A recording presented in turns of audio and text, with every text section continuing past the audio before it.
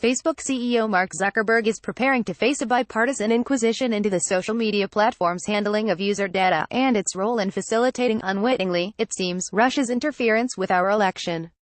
He plans to take the humble, apologetic route in a hearing before the House Committee on Energy and Commerce.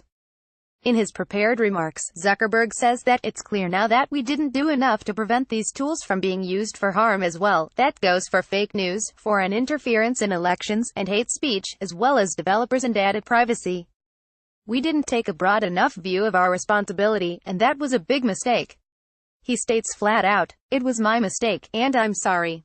I started Facebook, I run it, and I'm responsible for what happens here." There will be a host of questions regarding Facebook's obliviousness. Zuckerberg says that in 2015 Facebook learned that data information provided to an app researcher had been shared with Cambridge Analytica, a firm that ran data operations for President Trump's 2016 campaign. Facebook banned the app and demanded that the app developer confirm the data had been destroyed. However, Congress will want to know why Facebook did not inform users at that time of the breach, or demand evidence that Cambridge Analytica had destroyed the data. Why did it have to learn last month, from The Guardian, The New York Times and Channel 4, that Cambridge Analytica may not have deleted the data as they had certified? What only then did it ban Cambridge Analytica? Former FBI Assistant Director Frank Figliuzzi told me that Facebook's problem stemmed from virtually no governance over the lucrative sale of data, coupled with a naivete about risk. Nevertheless, the extent of the Russian social media scheme may be the show-stopping revelation tomorrow. Zuckerberg provides the most recent figures, and the numbers are staggering. We also saw some new behavior in the summer of 2016 when a PT28-related accounts, under the banner of DC Leaks, created fake personas that were used to seed stolen information to journalists. We shut these accounts down for violating our policies. After the election, we continued to investigate and learn more about these new threats.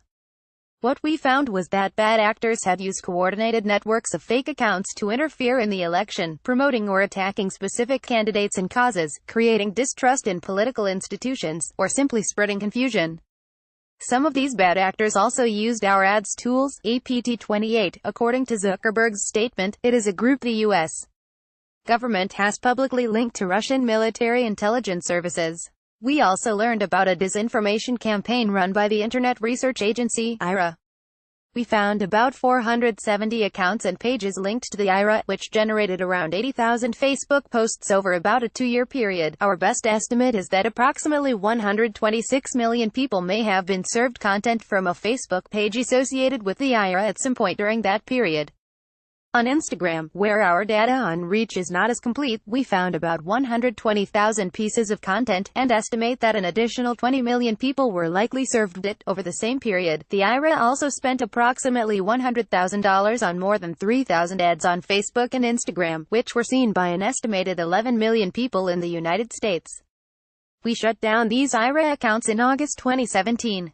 Emphasis added, Trump's refusal for months to identify Russia as the culprit in a scheme to manipulate our election, and to acknowledge the effort was aimed at hurting Hillary Clinton's campaign, likely will be seen by more and more Americans as deliberate deception aimed to discredit the investigation into Russian interference.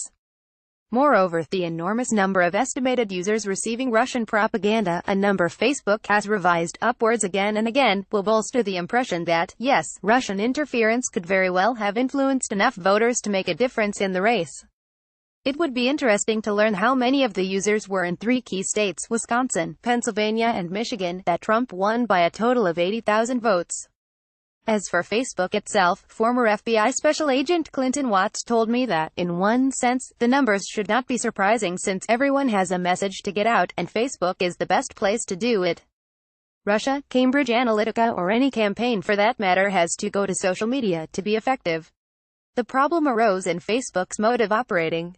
Their motto was move fast and break things, and they did. They moved fast and in the end broke the trust of their users with the platform. Watts said, they didn't do solid assessments of who was accessing data on their platforms, and they didn't effectively scrutinize advertisements and accounts surfacing on their platforms. This week, Zuckerberg will enter the lion's den. However, it is Trump and Trump's apologists who have tried to dispute and downplay Russian interference in our election who will get mauled. Trump's worst nightmare, the perception he didn't win the race fair and square, but rather with the help of America's enemy, is sinking in.